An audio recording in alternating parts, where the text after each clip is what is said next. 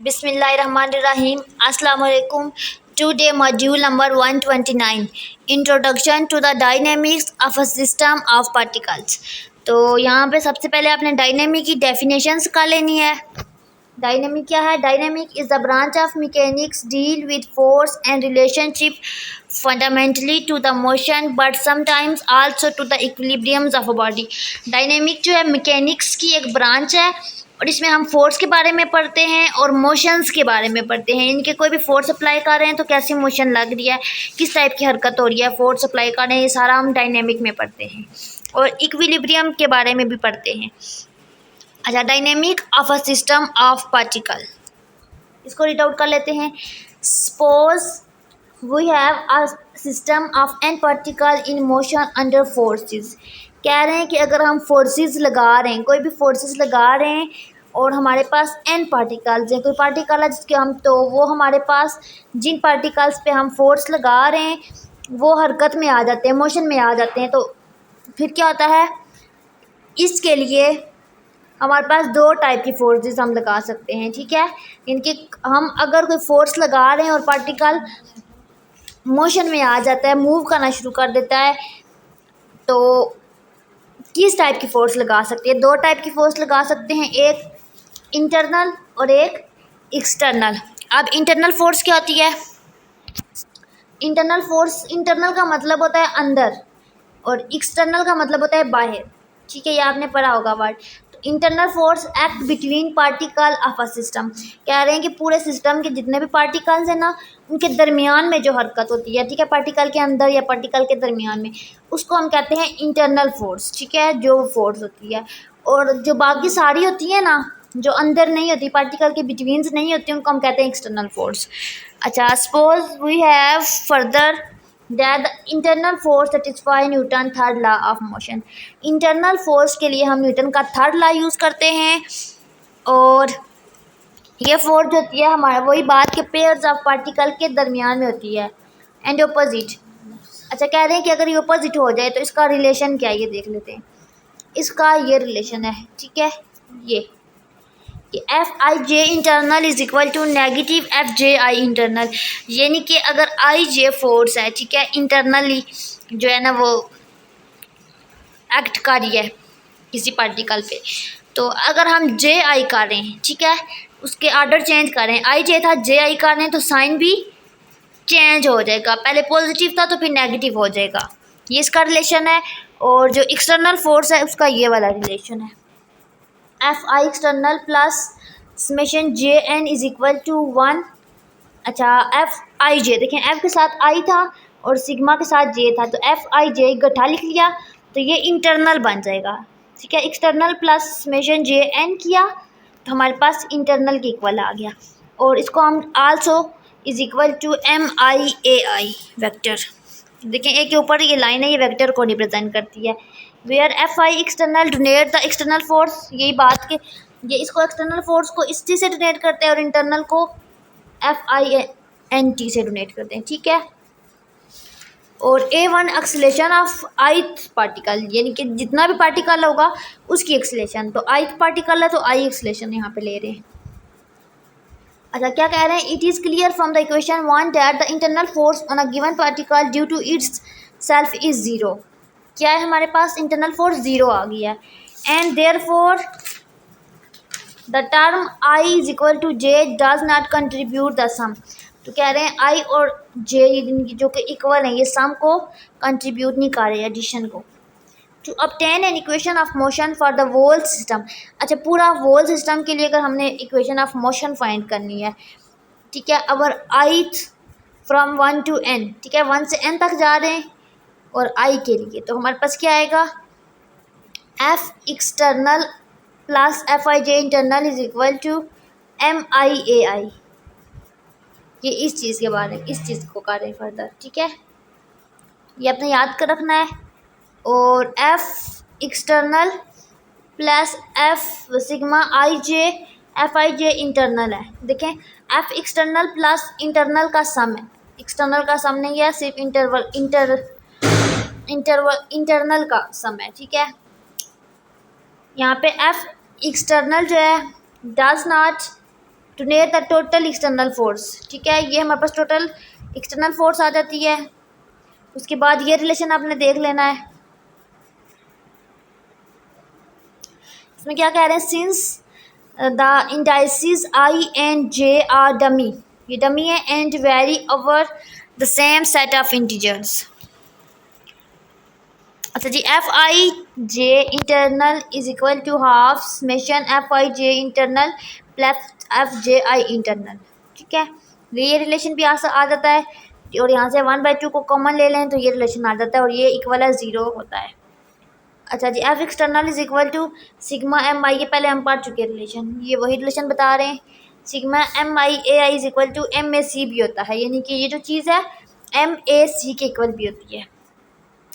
अब यहाँ पे क्या कह रहे हैं, आर डबल डैश, यानी कि आर का डबल डेरिवेटिव है। देखें 2 डाट है ऊपर, R double derivative of C is equal to A C vector, यानी कि जो एक्सेलरेशन है, ये क्या कह रहे हैं, वही मैंने आपको बताया था ना, ये एक्सेलरेशन है, और आर जो है हमारे पास पोजीशन वेक्टर होता है। तो मैंने आपको बताया था कि एक्सेलरेशन किसके इक्वल होता है, या तो वेलोसिटी का डेरिवेटिव, ठीक है, 1 डॉट यानी कि डी/dt होती है, या फिर आर का डबल डेरिवेटिव होता है। ठीक है, पोजीशन वेक्टर का। तो यहाँ पे ये वही चीज़ कह रहे हैं कि एक्सेलरेशन ए सी, यहाँ पे सी ले रहे हैं तो यहाँ पे भी सी ले रहे हैं। अगर आप यहाँ पे वी लेते हैं तो फिर एक डैश लगाते, एक डॉट लगाते, एक डेरिवेटिव था, लेकिन आर ले रहे हैं तो डबल डेरिवेटिव होगा, और यहाँ पे ये वेक्टर है। ठीक है, तो ये वही चीज़ बार बार यूज़ कर रहे हैं। ये आप 2 डॉट जो है वैसे ही नहीं है, ये बहुत इंपॉर्टेंट है, ये डबल डेरिवेटिव है, और इसमें बहुत ज़्यादा मिस जो है ना क्वेश्चन रॉन्ग भी हो सकता है, इस चीज़ को ध्यान में रखना है, क्योंकि जब आप एग्जांपल करोगे तो आपको 2 टाइम डेरिवेटिव लेना होगा। उसके बाद F external is equal to M A C, ये भी आपने रिलेशन पढ़ा था ऊपर, और ये also is equal to derivative of M V C. ये कैसे आया है, ये जो ए सी था ना, यहाँ पे ए सी की जगह पे हमने वी सी पुट किया। मैंने भी आपको वही बात बता दी है कि ए सी को आप आर सी डबल डैश लो या वी सी डॉट लो, इक्वल ही होते हैं। तो यहाँ पे वी सी डॉट था। ठीक है, यहाँ पे देखिए वी सी डॉट बनता था, तो यहाँ पे इन्होंने डॉट की जगह यहाँ पे d/dt लिख दिया। d/dt लिखो, डॉट लिखो, d डैश लिखो, d1 लिखो, ये सब डेरिवेटिव की नोटेशन है। अच्छा, F external is equal to 0 भी होता है। देन d/dt, ज़ाहिर है ये चीज़ 0 है तो फिर ये दोनों इक्वल हैं, तो ये चीज़ भी 0 हो जाएगी।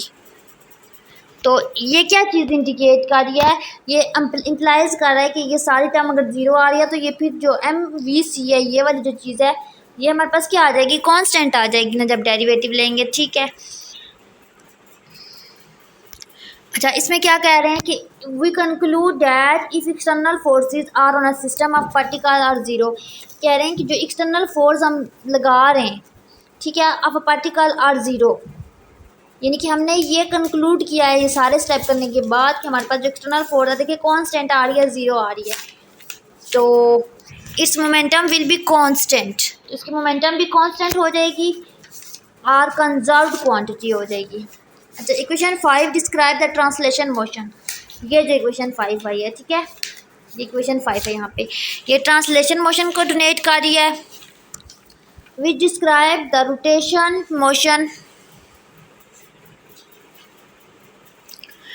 Of system. We take the cross product of both side of equation 2। अच्छा, इक्वेशन 2 जो हमने ली थी पीछे, ये आपने देखना है, साथ साथ ये साइड पे लिखा हुआ इक्वेशन कौन से नंबरिंग हुई हुई है। तो कह रहे हैं कि जो हमने ये वाली इक्वेशन यूज़ की थी ना, इसमें हम क्रॉस प्रोडक्ट ले लेते हैं, ये सारी इसकी डेरिवेशन हो रही है। ये जब क्रॉस प्रोडक्ट ले रहे हैं यहाँ पे दोनों साइड पे, तो ये देखें ऐसे हो जाएगा, इस फॉर्म में हो जाएगा, और फिर इसकी ओवरऑल फॉर्म ये आ जाएगी। अपने याद रखने फार्मूले। Next, now we will show that in view of our assumptions about internal forces, the second term on right hand side of equation 6 is 0.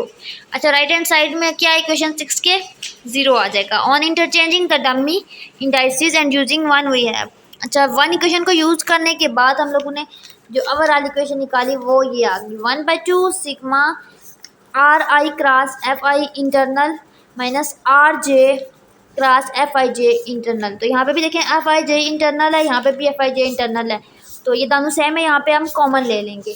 तो नेक्स्ट स्टेप में हमारे पास ये फार्मूला आ जाएगा। अच्छा, अब कह रहे हैं कि जो वेक्टर हमारे पास ये है R I minus R J, ये क्या है? Direction of line segment joining particle I और जे। आई से जे तक जो लाइन जो है ना पार्टिकल की जो है पार्टिकल को ज्वाइन कर रही है, वो वाली लाइन जो है उसकी डायरेक्शन को ये रिप्रेजेंट कर रही है। और क्या कह रहे हैं? It is parallel to F I J, और ये कह रहे हैं कि ये पैरेलल है। पैरेलल ऐसे होती है, ऐसे। Therefore the last term on right hand side of the equation 7 is 0।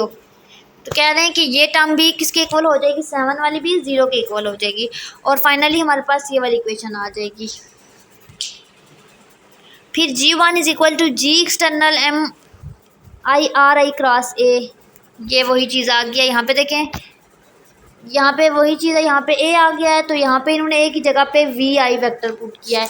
तो वी आई, जब ए से हम वी में जा रहे हैं तो मैंने आपको क्या बताया था? A is equal to 1 derivative of V, या फिर अगर आर यूज़ कर रहे हैं तो आर के डबल डेरिवेटिव। तो यहाँ पे वी कर रहे हैं, ठीक है, यहाँ पे वी कर रहे हैं तो वी का एक डेरिवेटिव होगा। तो यहाँ पे देखें ये बाहर लेके जा रहे हैं।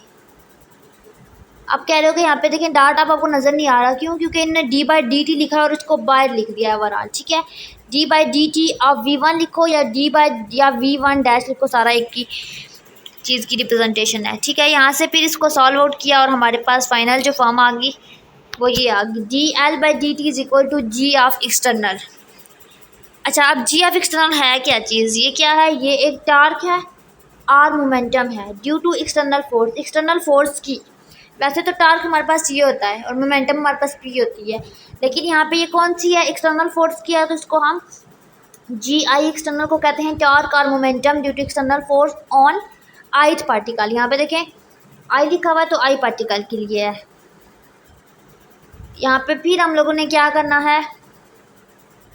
ये क्रॉस प्रोडक्ट ले लेना है, तो हम कह देंगे R I cross F I J external is equal to G I summation is equal to G, ठीक है।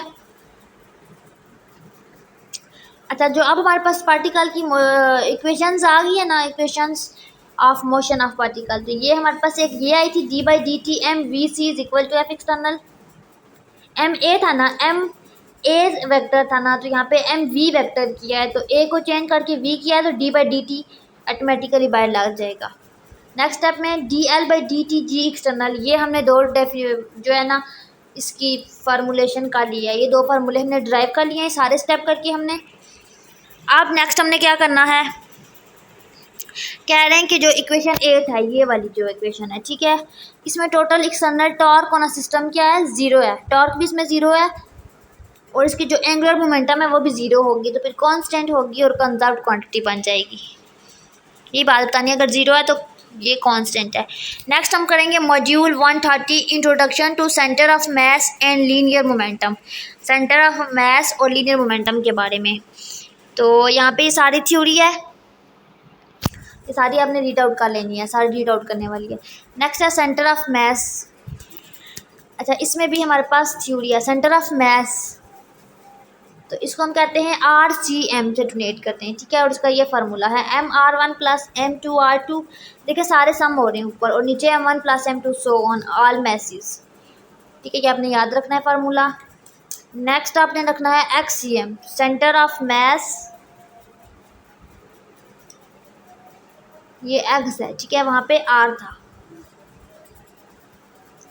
As a position vector. R हमारे पास पोजीशन वेक्टर था, तो पोजीशन वेक्टर के लिए सेंटर ऑफ मास था और ये एक्स के लिए सेंटर ऑफ मास है, तो दोनों के फार्मूले ये आपने याद रखने हैं।